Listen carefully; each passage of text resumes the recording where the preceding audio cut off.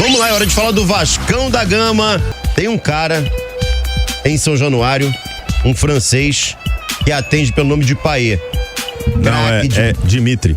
É Dimitri, é verdade. Payet, craque de bola. Vamos lá, fala, meu caro Breno Monsef.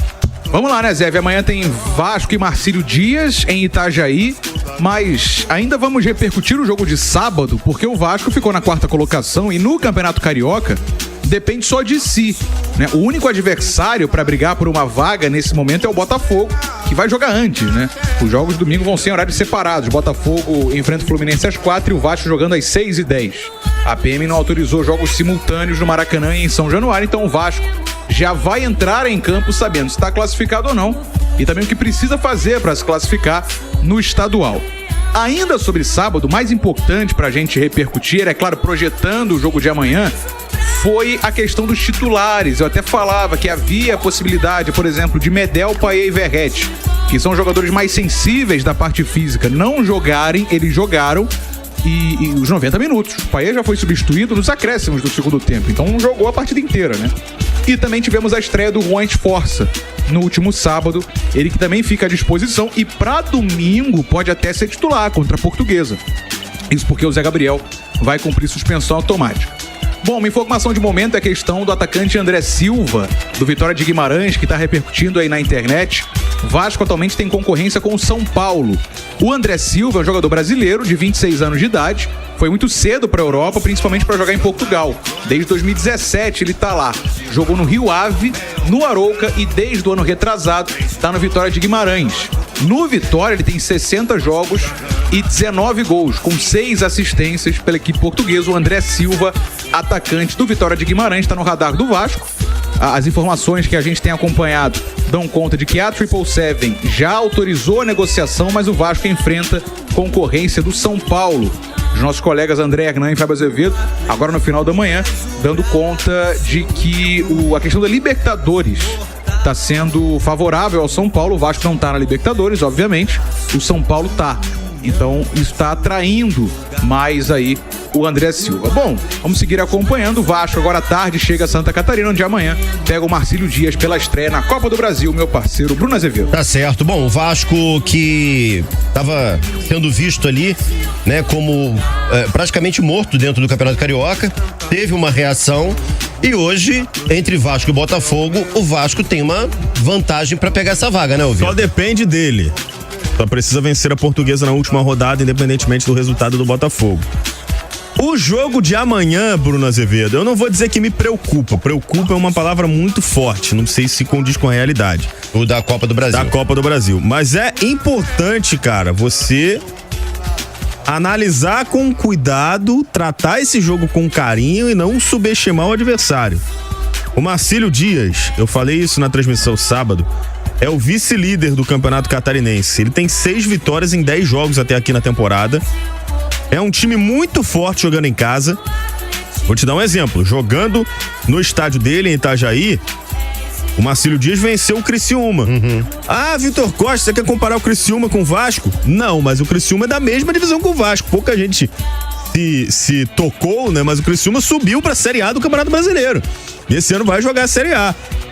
E o Marcílio Dias, pelo Catarinense, venceu o Criciúma. Venceu o Figueirense, que é um time muito tradicional por lá. Venceu a Chapecoense, que também é um time muito tradicional por lá. Então olha essas 3 vitórias do Marcílio Dias. No campeonato que ele disputa, são 3 vitórias gigantescas contra Criciúma, Chapecoense e Figueirense. Então, me preocupou o fato do Vasco ter jogado no sábado com o time todo completo, titular, e ainda ter tido tanta dificuldade para vencer o Volta Redonda.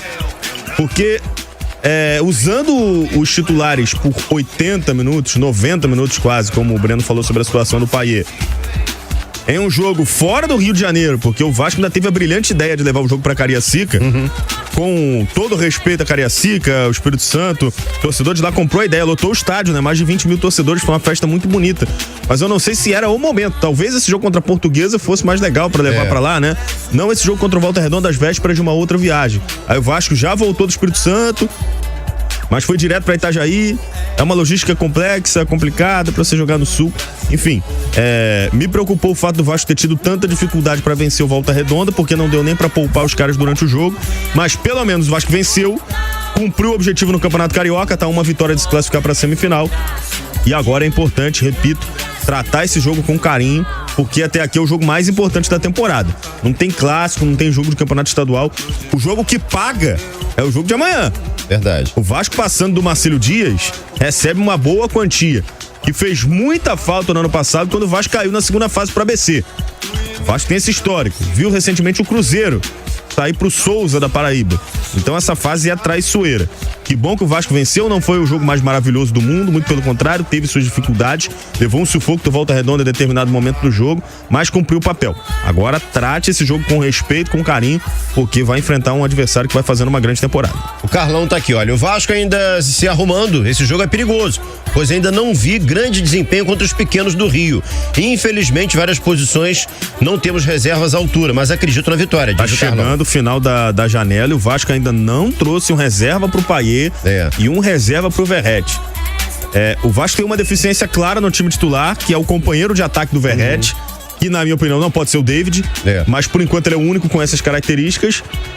Tem o Adson. Eu ia falar dele. São características diferentes. O David é trombador, o Adson é um velocista, driblador. No esquema que o Ramon Dias está utilizando, o Adson não tem função, porque o Adson é um ponta. E o esquema que o Vasco joga hoje não tem pontas. Os pontas são os laterais. O Paulo Henrique e o Piton.